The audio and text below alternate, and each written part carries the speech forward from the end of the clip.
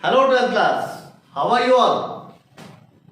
सो जैसा कि बेटा आप सभी को पता है कि हम कौन सी यूनिट कर रहे हैं। Yes exactly, we are doing third unit. और थर्ड यूनिट में हमने एक्सरसाइज 3.1 को कंप्लीट कर लिया था, जिसके अंदर हमने मैट्रिसेस का इंट्रोडक्शन पढ़ा था, मैट्रिसेस के टाइप्स पढ़े थे, मैट्रिसेस की डिफाइन पढ़ी थी, एलिमेंट्स को समझा था। ये सब कुछ हमने उस एक्सरसाइज 3.1 में किया होगा। और आप लोगों ने, मैं ऐसी उम्मीद करता हूं कि 3.1 जो है वो अपना कंप्लीट भी कर ली होगी और आप लोगों को किसी तरह का कोई डाउट नहीं होगा। तो देखिए, आज का जो टॉपिक है वो है ऑपरेशंस रिलेटेड टू मैट्रिसेस। देखो बेटा, ये जो यूनिट है ना, जो ऑपरेशंस है, या फिर अपने ये कहें कि जो एक्सरसाइज 3.2 है, ये आपको हेल्प करेगी आपकी 3.3, 3.4 एज वेल आपकी फोर्थ यूनिट में भी, ठीक है ना।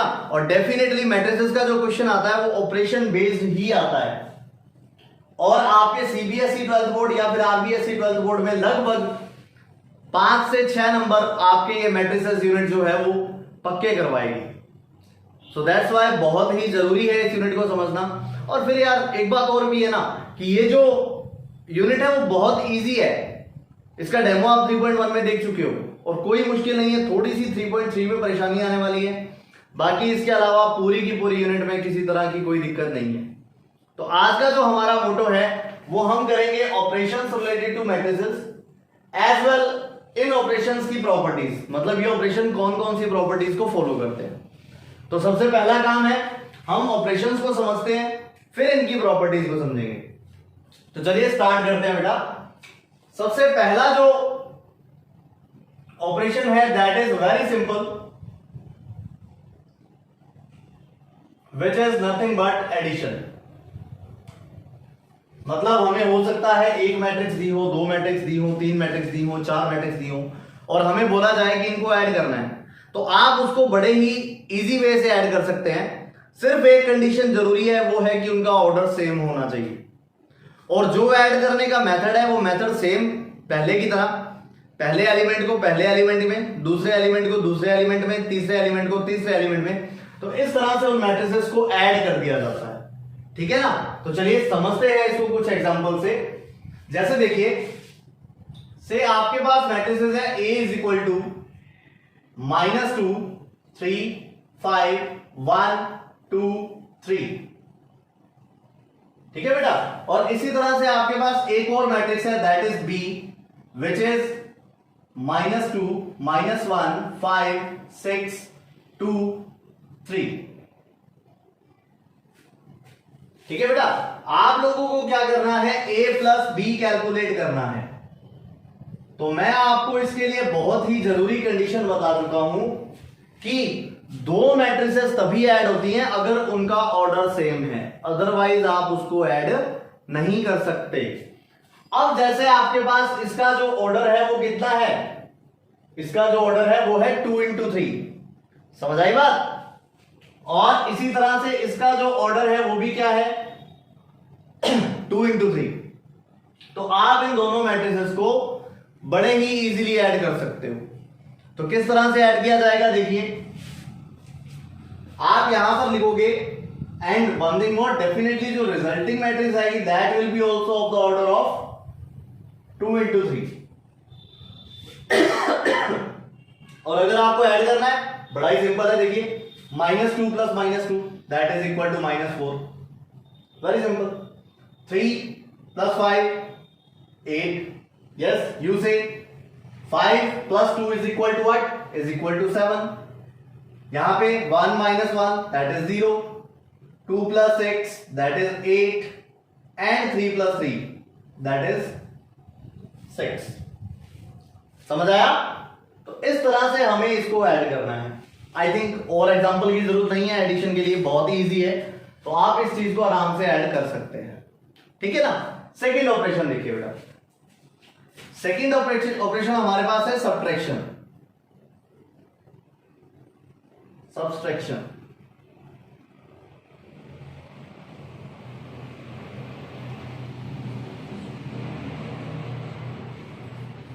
सब्ट्रैक्शन में देखिए क्या करना है बेटा, सेम बिल्कुल एडिशन की तरह है। एक ही कंडीशन है, वो कंडीशन क्या है, the order should same, sorry the order must same, okay. तो आपको यहां पे क्या करना है, एडिशन करते वक्त या सब्ट्रैक्शन करते वक्त सिर्फ कॉरस्पॉन्डिंग एलिमेंट को प्लस या माइनस करना है। ये लीजिए, अब मैंने माइनस किया है ना, तो मैं सेम इनको माइनस करता हूं बेटा। देखिए -2 एंड दिस बिकम +2। क्लियर हो गया कैसे? -2, फिर मैं क्या कर रहा हूं, माइनस कर रहा हूं। क्या माइनस कर रहा हूं मैं? -2 को माइनस कर रहा हूं। What it will become? It will become -2 + 2 that is equal to what? Is equal to 0। ठीक है। अच्छा, फिर आगे क्या करें बेटा? 3 - 5 that is -2।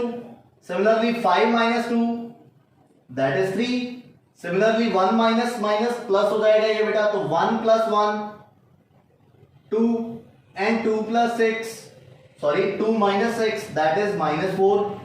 3 - 3 that is equal to 0 and still the order will same। अभी भी जो इसका ऑर्डर है वो सेम है। क्लियर हुई बात? तो इस तरह से अपने ये जो दो ऑपरेशन है उनको सिंप्लीफाई करते हैं, एडिशन एंड सब्ट्रैक्शन को। क्लियर हुई बात? चलिए आगे बढ़ते हैं। Most complicated and most easiest operation that is multiplication.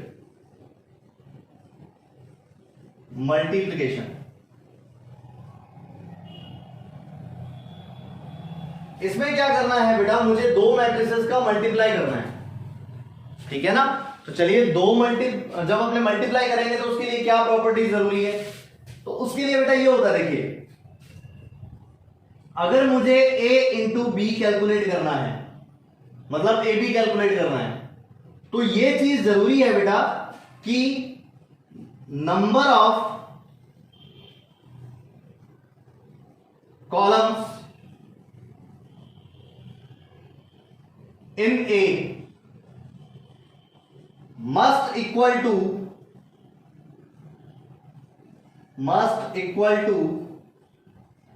number of rows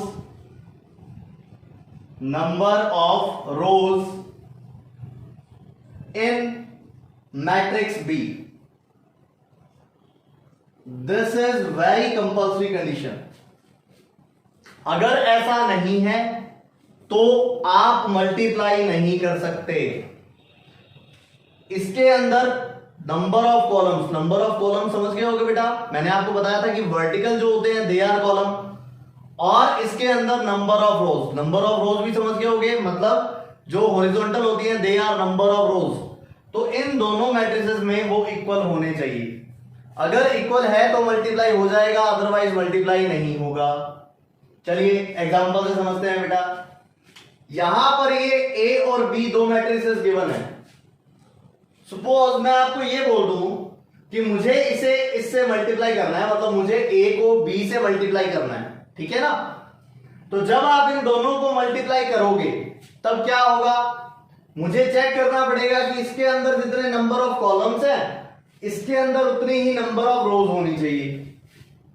अगर ऐसा हुआ देन वेल एंड गुड है, आप बोलोगे कि मल्टीप्लाई हो सकता है। और अगर ऐसा नहीं हुआ देन यू से मल्टीप्लिकेशन इज नॉट पॉसिबल। तो बेटा यू टेल कि इन दोनों का मल्टीप्लाई पॉसिबल है या नहीं है? वेरी गुड, इन दोनों का मल्टीप्लाई पॉसिबल नहीं है। समझ आई बात? बहुत इंटेलिजेंट हो यार। अच्छा, फिर पता लग गया होगा। फिर भी मैं एक बार बता देता हूं। यहां 3 कॉलम है, इधर की तरफ 3 रोज होनी जरूरी थी, और है कितनी? 2। सही है ना? रोज मतलब ऐसे हॉरिजॉन्टल, तो इसलिए इनका मल्टीप्लाई नहीं हो सकता। ये तो रही बात कंडीशन की कि मल्टीप्लाई कब होगा और कब नहीं होगा। तो मल्टीप्लाई करते कैसे हैं, चलिए उस पर भी बात करते हैं। मल्टीप्लाई बेटा इस तरह से किया जाता है, कुछ एक एग्जांपल बताता हूं आपको। सपोज ये हमारे पास मैट्रिक्स A है और यहां पर एक मैट्रिक्स है B।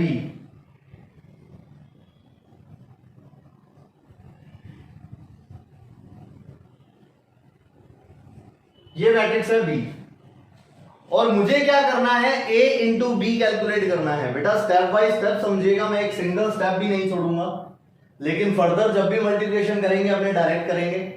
ठीक है ना। तो आप ध्यान से समझिएगा, मैं आप एक एग्जांपल, दो एग्जांपल, तीन एग्जांपल जितने बोलोगे उतने एग्जांपल करवाने को रेडी हूं, लेकिन ऐसा ना हो कहीं पे आप पढ़ो ना। तो चलिए देखते हैं। मुझे कैलकुलेट करना है a into B. First of all आप वेरीफाई कर लीजिए कि मल्टीप्लिकेशन पॉसिबल है भी या नहीं है, कहीं पे आप ऐसे ही करिए। चलिए वेरीफाई करते हैं। मैंने क्या बोला, इसके अंदर नंबर ऑफ कॉलम्स और इसके अंदर नंबर ऑफ रोज, ये दोनों सेम होने चाहिए। तो आप देख सकते हैं बेटा सेम है। इसके अंदर दो कॉलम है विच आर वर्टिकल, इसके अंदर दो रोज है विच आर हॉरिजॉन्टल। ठीक है बेटा, चलिए मल्टीप्लाई करते हैं। देखिए बेटा किस तरह से होगा।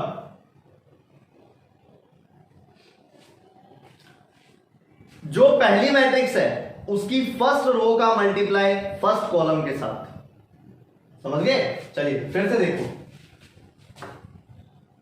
ये तो हो गई रो और ये हो गया कॉलम, सही है ना।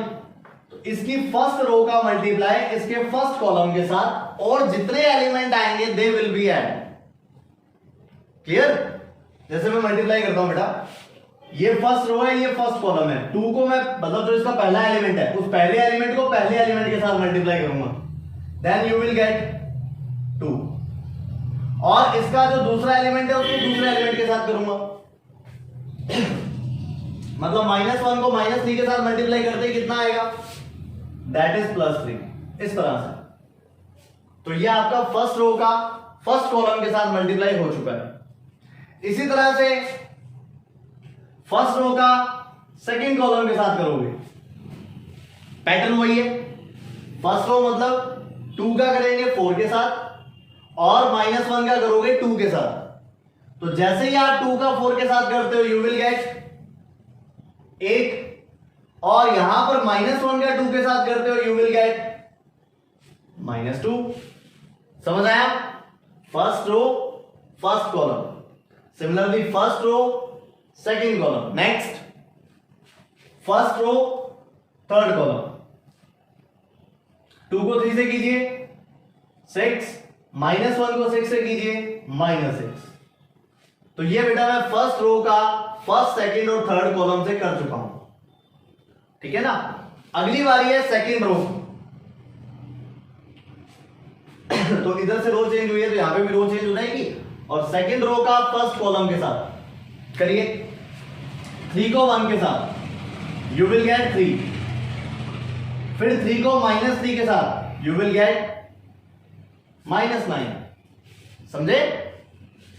फिर इसी तरह से फर्स्ट रो को सेकंड कॉलम के साथ, मतलब 3 को 4 के साथ, पहले एलिमेंट को पहले एलिमेंट के साथ, और इस रो के दूसरे एलिमेंट को कॉलम के दूसरे एलिमेंट के साथ, मतलब रो को कॉलम के कॉरस्पॉन्डिंग एलिमेंट्स के साथ मल्टीप्लाई करना है, ध्यान रखिएगा, ठीक है ना। तो चलिए 3 को 4 से 12, और इसी तरह से 3 को मैं 2 से करूंगा तो +6 आएगा बेटा, सही है ना। चलिए आगे, 3 को 3 से यू विल गेट 9, और इस 3 को 6 से करेंगे तो यू विल गेट 18। सही है। सॉल्व करना सभी को आता है, चलिए मैं कर देता हूं। सॉल्व करेंगे तो क्या बनेगा बेटा, दिस बिकम 5, वेरी गुड, 6, 0, -6, 18 और 27। समझ आया, क्लियर हुई बात, कोई दिक्कत तो नहीं है। तो इस तरह से इसको किया जाता है, समझे। चलिए आगे देखते हैं और करते हैं example. Let's try second example. We have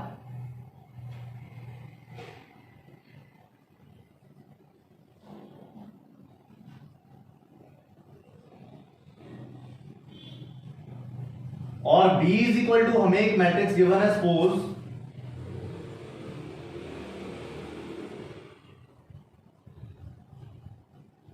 ये वाली। मुझे इन दोनों का मल्टीप्लाई करना है, मुझे A इंटू बी कैलकुलेट करना है, ठीक है बेटा। तो चलिए बताइए कैसे बताया मैंने आपको। First of all you have to verify कि मल्टीप्लाई पॉसिबल है या नहीं है। इसमें 2 कॉलम है, इसमें 2 रोज है। फाइनली मल्टीप्लाई हो सकता है। तो चलिए मल्टीप्लाई करते हैं।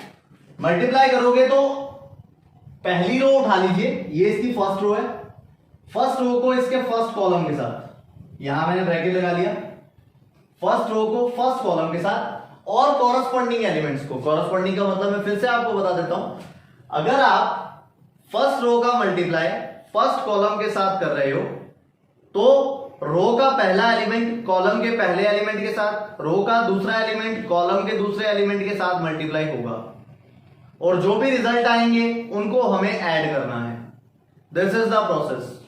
ठीक है, तो मैंने देखो इस रो को इस कॉलम से मल्टीप्लाई किया, देन यू विल गेट -1 को 3 से करेंगे तो -3, सही है ना। और इसी तरह से 2 को 3 से करोगे तो 6, बीच में प्लस का साइन आया, मुझे ऐड करना है उनको, ठीक है ना। चलिए first row second column, row first है कॉलम सेकंड है, तो आप क्या करोगे बेटा, -1 को -2 के साथ +2 और 2 को -2 के साथ, सॉरी -1 के साथ -2। This is first row second column, clear.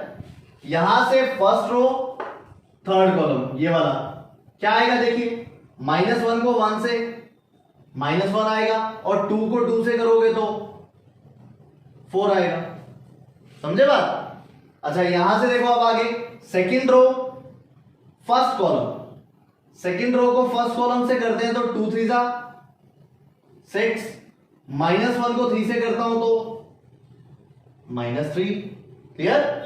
इसी तरह से सेकंड रो सेकंड कॉलम, 2 को आप -2 से करोगे यू विल गेट -4 और इसी तरह से -1 को -1 से करोगे यू विल गेट +1। आया समझ।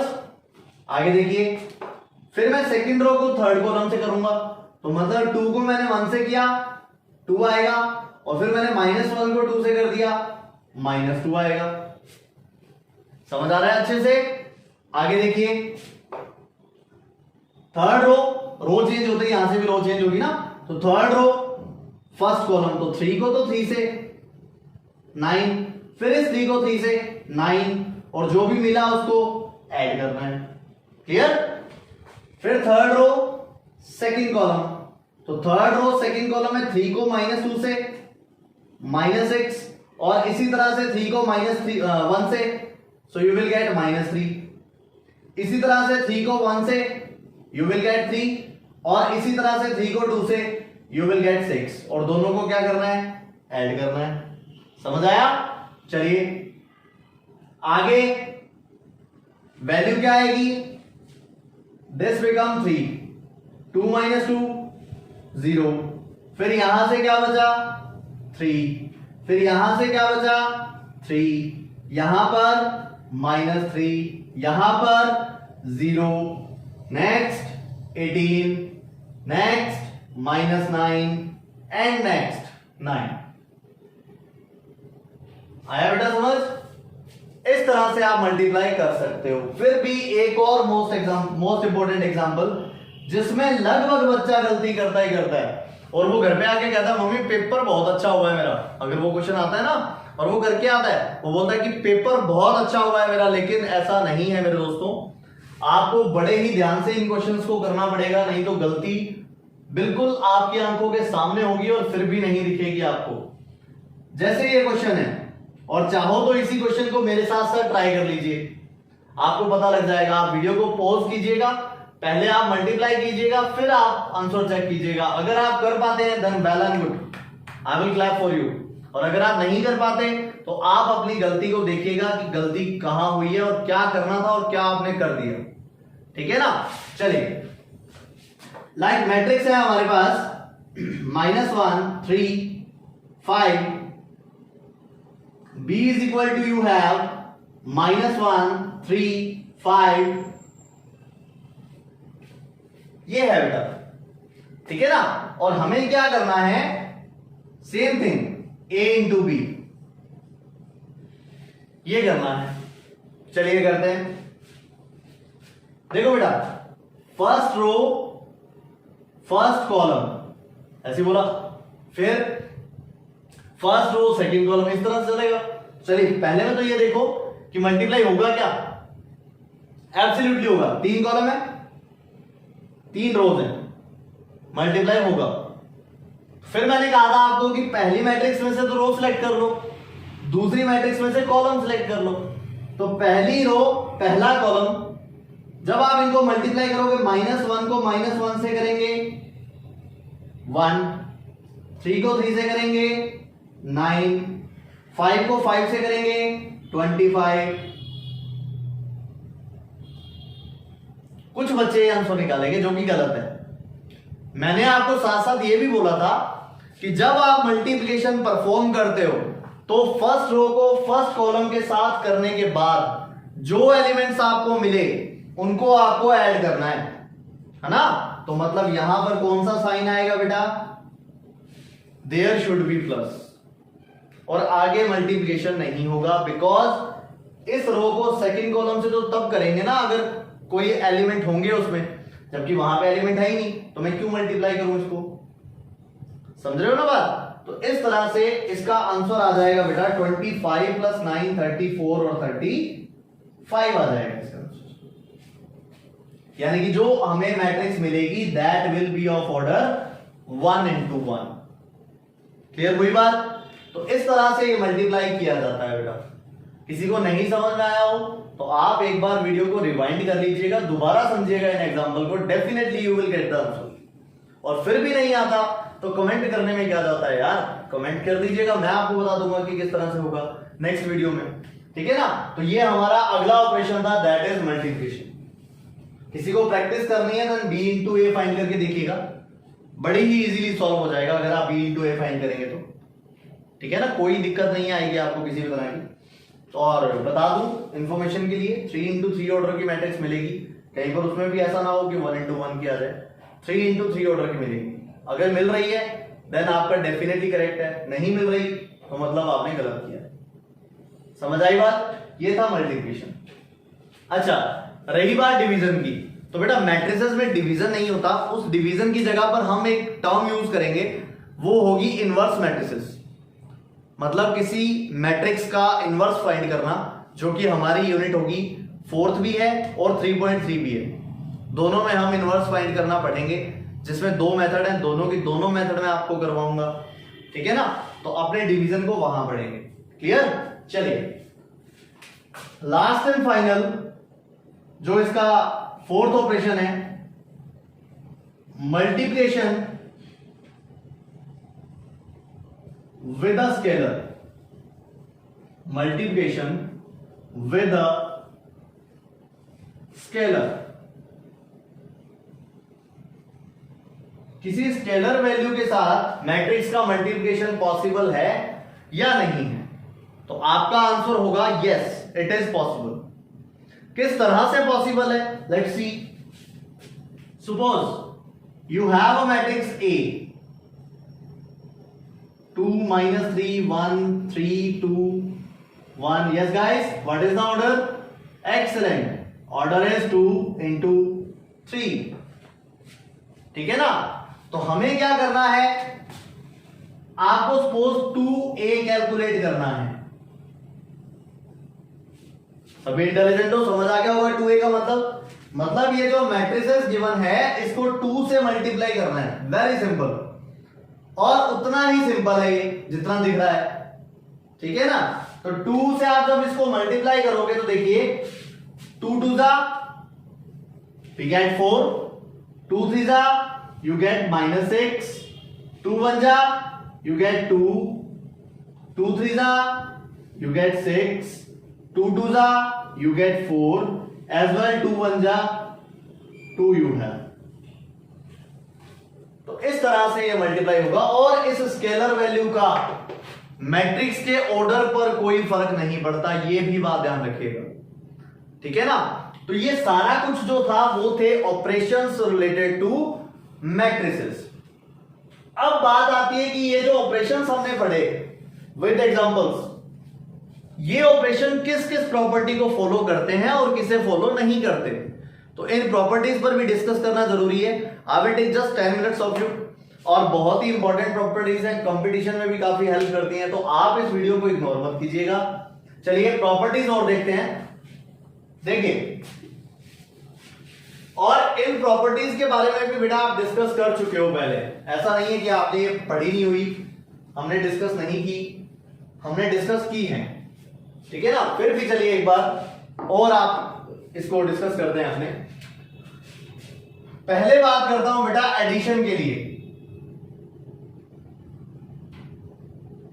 किसके लिए? एडिशन के लिए क्या क्या प्रॉपर्टीज? पहली प्रॉपर्टी इसकी आती है बेटा, दैट इज कॉम्यूटेटिव। कौन सी? कॉम्यूटेटिव। हिंदी में बोला जाता है क्या? क्रम विनिम्यता, ठीक है ना। मुझे पता है आप लोग अंग्रेज हैं, लेकिन अगर हिंदी में समझेंगे ज्यादा इजी समझ आएगा। देखो, क्रम विनिम्य बोल रहा हूं मैं आपको, यानी कि अगर मैट्रिसेस खुद के सीक्वेंस के लिए विनिम्य हैं, विनिम्य का मतलब क्या हुआ कि अगर उनका क्रम चेंज कर दिया जाए तो उन पर कोई फर्क नहीं पड़ेगा, इसको बोलते हैं क्रम विनिम्यता। कहने का मतलब, सपोज आपके पास बेटा दो मैट्रिसेस हैं, एक तो ए है और एक बी है, आपने इन दोनों को ऐड कर लिया, या फिर आपने बी को ए में ऐड कर दिया, बात एक ही है, इसको बोलते हैं क्रम विनिम्यता। समझ आई बात? यानी कि जो मैट्रिसेस है वो कम्यूटेटिविटी को फॉलो करती हैं। क्लियर?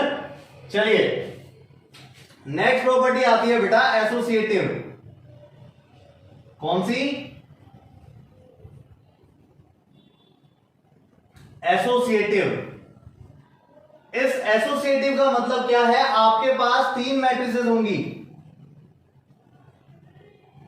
ठीक है ना। आप चाहे इनको ऐड कर लो पहले, फिर जो रिजल्ट आएगा उसको ए में ऐड कर दो, या फिर आप पहले ए और बी को ऐड कर लो, जो रिजल्ट आएगा उसको सी में ऐड कर लो। ये दोनों की दोनों क्या होंगे? इक्वल होंगे। इसको बोला जाता है एसोसिएटिविटी, और ऐड करना मैं आपको अच्छी तरह से बता चुका हूं। और दोनों प्रॉपर्टीज में एक बात ध्यान रखना, जितनी भी मैट्रिसेस हैं सभी का ऑर्डर सेम होना चाहिए। अगर सेम नहीं है देन वो ऐड ही नहीं हो सकते, और ऐड ही नहीं हो सकते तो इन प्रॉपर्टीज का भी कोई मतलब नहीं रहेगा, ठीक है। चलिए थर्ड प्रॉपर्टी इज आइडेंटिटिव। आइडेंटिटिव, इसका मतलब क्या हुआ? थोड़ा ध्यान से समझिएगा। आइडेंटिटिव का मतलब यह है कि मैं किसी मैट्रिक्स में कौन सी मैट्रिक्स ऐड करूं कि दोबारा ए आ जाए।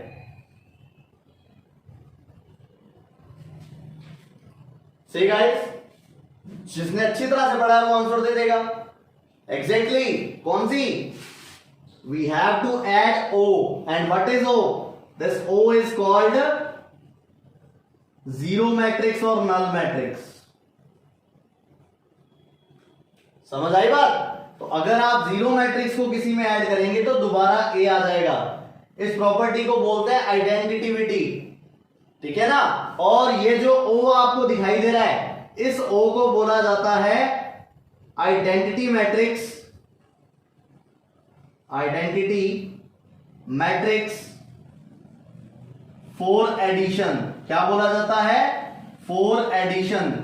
कई बार क्वेश्चन में ये पूछा होता है ऑब्जेक्टिव में कि आइडेंटिटी मैट्रिक्स कौन सी होती है एडिशन के लिए?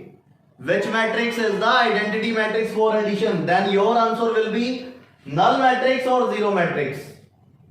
जिसको null matrix या zero matrix के बारे में नहीं पता है, नीचे लिंक दिया हुआ है, वहां से देख लीजिएगा, उसमें सारी डिटेल दी हुई है। और फिर भी मैं बता देता हूं, जिसके सभी एलिमेंट जीरो होते हैं that is called zero matrix और नल मैट्रिक्स। ये थी इसकी third property. Fourth property is inverse matrix. कौन सी है बेटा fourth property? That is inverse matrix, ठीक है ना। इस इनवर्स मैट्रिक्स का मतलब क्या है समझिए बेटा, ये भी ध्यान से। अगर आप ए में कोई वैल्यू ऐड करके आइडेंटिटी मैट्रिक्स बना देते हैं, मतलब ओ बना देते हैं, तो यहां जो मैट्रिक्स आएगी उसे बोला जाता है inverse matrix. And plus is commutative, that's why दोनों इक्वल है, ठीक है ना। तो यहां पर हमें क्या लिखना पड़ेगा, -a, सही है ना। जब मैं दो सेम मैट्रिसेस को ऐड करूंगा तो रिजल्ट क्या आएगा, result will be zero matrix.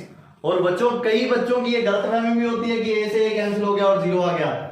ध्यान रखिएगा, ए से ए कैंसिल जरूर हुआ लेकिन जीरो नहीं आएगा, जीरो मैट्रिक्स आएगी, ठीक है। और किस ऑर्डर की आएगी, जिस ऑर्डर का ए था उसी ऑर्डर की जीरो मैट्रिक्स आपको मिलेगी वहां पर। क्लियर। इस -a को बोला जाता है, या तो बोलते हैं बेटा negative of a matrix, negative of a matrix, या तो ये बोलते हैं, ठीक है ना। या फिर इसको बोला जाता है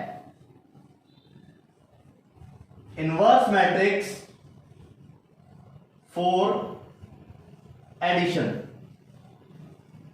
इस नाम से भी जानते हैं अपने इसको, इनवर्स मैट्रिक्स फॉर एडिशन, ठीक है ना। ये तो रही बात एडिशन की।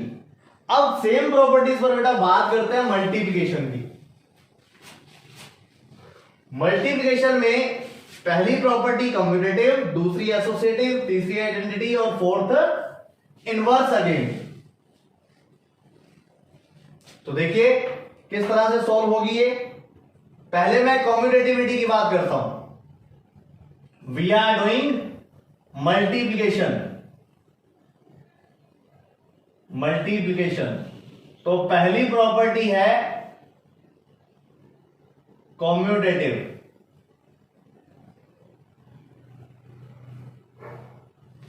ठीक है ना। कम्यूटेटिव मतलब कि अगर आप मल्टीप्लाई में इसका ऑर्डर चेंज कर दें, a मल्टीप्लाई बाई b निकाल लें और b मल्टीप्लाई बाई a निकाल लें, ठीक है ना। अगर आप इसका ऑर्डर चेंज कर दो तो क्या ये इक्वल आएंगे, then your answer will be no, they are not equal.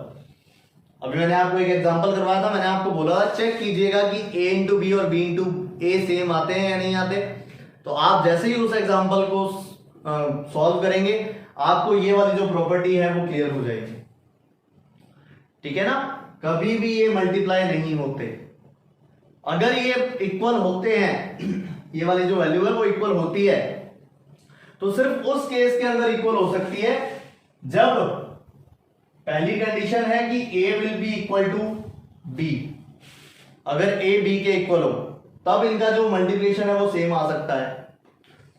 दूसरी कंडीशन इसकी ये होती है a equal to b equal to i, मतलब कि अगर a और b दोनों में से कोई एक मैट्रिक्स आइडेंटिटी मैट्रिक्स के इक्वल हो। Identity matrix, yes very good, diagonal is 1 1 1, other elements are 0, ठीक है ना। तब ये दोनों इक्वल हो सकते हैं, अदरवाइज इक्वल नहीं हो सकते। तो अपने बोलेंगे कि matrices are not commutative for multiplication. Clear. दूसरी प्रॉपर्टी, तो बेटा इसकी जो सेकंड प्रॉपर्टी है दैट इज एसोसिएटिव।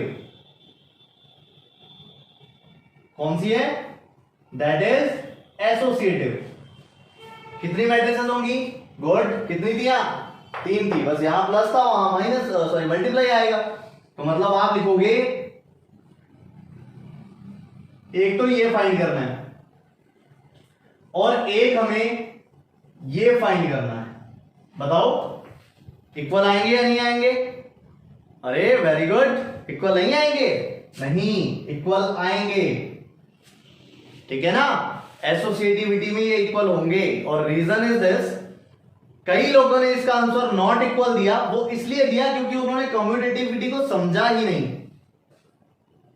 इन दोनों में डिफरेंस ये है बेटा, अगर मैट्रिसेस का ऑर्डर चेंज होता है और हम मल्टीप्लाई कर रहे हैं, ठीक है ना, मैट्रिसेस का ऑर्डर चेंज होता है और हम मल्टीप्लाई कर रहे हैं, तब तो वो कम्यूटेटिव नहीं है। लेकिन आप यहां पर देखो मल्टीप्लाई तो कर रहे हैं लेकिन ऑर्डर चेंज नहीं हो रहा। यहां पे पहले नंबर पर मैट्रिक्स ए, पहले पर ए, दूसरे पर बी है, दूसरे पर बी है, तीसरे पर सी है और तीसरे पर सी है।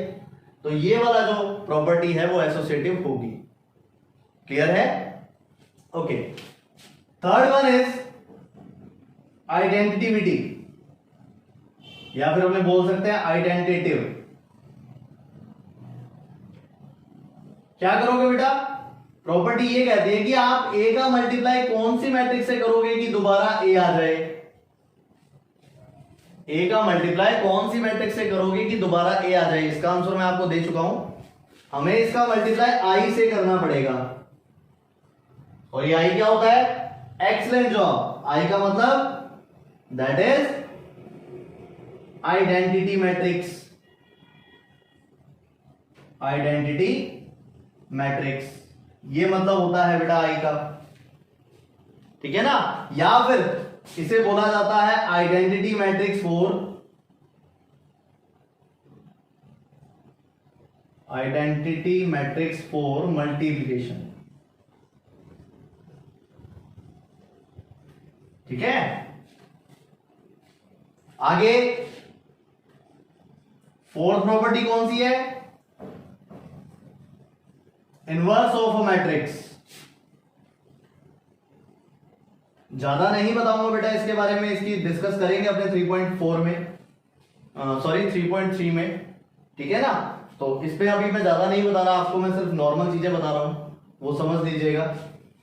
इनवर्स ऑफ अ मैट्रिक्स का मतलब ए का मल्टीप्लाई मैं किससे करूं कि आई आ जाए, बस वेरी सिंपल एज दैट। जो भी मैट्रिक्स यहां आएगी, सपोज यहां कोई मैट्रिक्स आ गई बी, मैंने उसका नाम रख दिया बी, तो इस बी मैट्रिक्स को बोला जाता है inverse matrix, inverse matrix for multiplication, for multiplication, समझे बात। तो इस तरह से हमें क्लियर होता है कि कौन कौन सी प्रॉपर्टीज को एक मैट्रिक्स फॉलो करती है, ठीक है। And one thing more guys, अगर आप ये वीडियोस देख रहे हैं तो कमेंट जरूर कीजिए, ताकि मुझे भी पता लगे कि आप लोग रिस्पॉन्ड कर रहे हैं मुझे, ठीक है। इससे मैं खुद मोटिवेट होऊंगा कि और अच्छा पढ़ा पाऊंगा आपको। बाकी अदरवाइज आपके कमेंट करने या ना करने से कोई फर्क नहीं पड़ेगा, ये वीडियोस इसी तरह से चलेंगी। बट लेकिन अगर आप करते हैं तो that is better for you and me also, ठीक है ना। होप ये सीरीज आपको अच्छी लगी होगी। Thank you very much for watching.